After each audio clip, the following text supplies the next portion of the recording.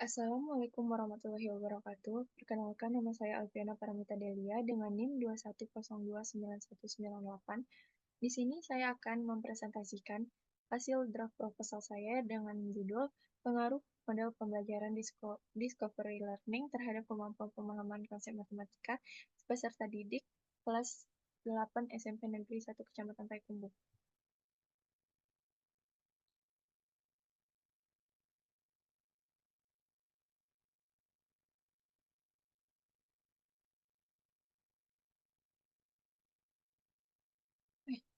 Oh, iya. Nah, pada pembahasan pertama di bab 1 yaitu ada latar belakang masalah, identifikasi masalah, batasan masalah, rumusan masalah, tujuan penelitian, dan manfaat penelitian. Nah, yang pertama yaitu latar belakang masalah. Di sini kemampuan pemahaman konsep matematis perlu dikuasai oleh peserta didik sehingga tujuan pembelajaran dapat tercapai. Dengan harapan peserta didik memiliki kemampuan pemahaman konsep matematis yang baik. Kenyataannya, kemampuan pemahaman matematis peserta didik tidak berkembang secara optimal, dan hal ini diperkuat dengan data hasil rata-rata nilai ujian matematika. Penyebabnya yaitu yang pertama, proses pembelajaran yang berpusat kepada pendidik. Yang kedua, kurang terlibatnya siswa dalam proses pembelajaran. Nah, untuk solusinya, di sini solusi yang ditawarkan dalam pengembangan pemahaman konsep matematis peserta didik adalah model pembelajaran discovery learning. Nah, selanjutnya ada identifikasi masalah. Yang pertama yaitu pemahaman konsep matematika peserta didik masih rendah. Yang kedua, peserta didik belum terlibat dalam konsep menemukan konsep matematika saat pembelajaran matematika berlangsung.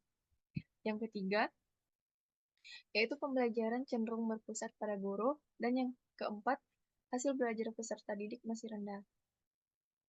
Nah, selanjutnya di sini terdapat batasan masalah. Dalam penelitian ini, masalah yang dibahas difokuskan pada rendahnya pemahaman konsep matematika pada kelas 8 SMP Negeri 1 Payakumbuh. Dan selanjutnya ada rumusan masalah. Di sini saya mengambil rumusan masalah itu apakah kemampuan pemahaman konsep matematika peserta didik yang pembelajarannya menggunakan discovery learning lebih baik daripada kemampuan pemahaman konsep matematika peserta didik yang pembelajarannya menggunakan model konvensional pada kelas 8 SMP 1 Payakumbuh. Nah, selanjutnya ada juga tujuan dari penelitian ini, yaitu untuk mengetahui kemampuan pemahaman konsep matematis peserta didik yang pembelajarannya dengan penerapan model discovery learning lebih baik dari kemampuan pemahaman konsep matematis peserta didik yang pembelajarannya dengan model pembelajaran konvensional. Nah, untuk manfaat penelitian, yaitu bagi peneliti memperoleh tambahan pengetahuan sebagai calon pendidik dalam menentukan strategi yang tepat untuk meningkatkan pemahaman konsep peserta didik. Untuk peserta didiknya dapat kesempatan belajar bermakna dalam meningkatkan kemampuan pemahaman konsep matematis peserta didik. Dan bagi pendidik, yaitu dapat dijadikan sebagai sumber inovasi dalam merencanakan proses pembelajaran matematika dalam meningkatkan kemampuan pemahaman konsep matematis peserta didik. Nah, untuk kepala sekolah sebagai acuan dalam membina pendidik, serta dengan sebagai inovasi dalam kemajuan kualitas sekolah dasar tercapai tujuan sekolah dan tujuan pendidik. Nah, bagi peneliti lain juga dapat dijadikan sebagai sumber dan masukkan dalam penelitiannya atau mengembangkan penelitiannya dalam rangka meningkatkan kualitas pendidik. Kalau untuk pada bab 2 yaitu terdapat kajian teori, penelitian relevan, kerangka konseptual, dan hipotesis penelitian.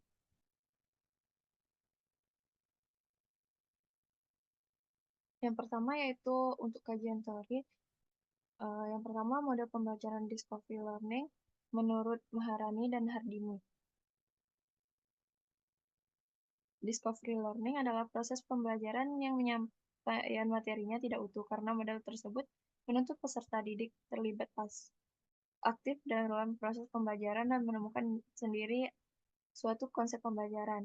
Nah, menurut Hosnan, pada tahun 2014 mengatakan discovery learning adalah suatu model yang mengembangkan cara belajar peserta didik aktif dengan menemukan sendiri penyelidikan sendiri, maka hasil yang diperoleh akan setia dan tahan lama dalam ingatan. Nah, sedangkan menurut Koasi pada tahun 2014, pembelajaran discovery learning merupakan model pembelajaran yang mengarahkan siswa untuk menemukan sesuatu melalui pembelajaran yang dilaluinya. Dan menurut Burner, pada tahun 2008, menjelaskan bahwa discovery learning adalah sebuah model pembelajaran yang menekankan pentingnya membantu siswa untuk memahami struktur atau ide-ide kunci suatu disiplin ilmu, kebutuhan atau keterlibatan aktif siswa dalam proses belajar, dan keyakinan bahwa pembelajaran sejati terjadi melalui proses discovery atau penemuan pribadi. Yang kedua yaitu kemampuan pemahaman konsep matematis. Nah, untuk penelitian relevannya, menurut Nimas Rahayu pada tahun 2018, mengenai implementasi model pembelajaran discovery learning untuk meningkatkan kemampuan pemahaman konsep matematis siswa, hasil rata-rata skor kemampuan pemahaman konsep matematis siswa pada kelas yang mengikuti pembelajaran menggunakan discovery learning lebih tinggi daripada kemampuan pemahaman konsep matematis siswa yang mengikuti pembelajaran konvensional. Nah, menurut Octaviani Saviti, pada tahun 2020 mengenai pengaruh model pembelajaran discovery learning terhadap kemampuan konsep matematika, adalah kemampuan pemahaman konsep matematis siswa berkemampuan awal tinggi diajar dalam model discovery learning lebih baik daripada pemahaman konsep matematis siswa dalam pembelajaran konvensional. Selanjutnya ada kerangka konseptual. Dalam masalah yaitu kemampuan pemahaman konsep matematis peserta didik masih rendah, sehingga menyebabkan hasil belajar peserta didik rendah. Dengan solusi menggunakan metode pembelajaran discovery learning, dan hasil yang diharapkan kemampuan pemahaman konsep matematis peserta didik berkembang. Selanjutnya ada hipotesis penelitian. Kemampuan pemahaman konsep matematis peserta didik yang pembelajarannya menggunakan metode discovery learning lebih baik daripada kemampuan pemahaman konsep matematis peserta didik yang pembelajarannya menggunakan mode pembelajaran konvensional di kelas 8 SMP Negeri 1 Payakumbuh.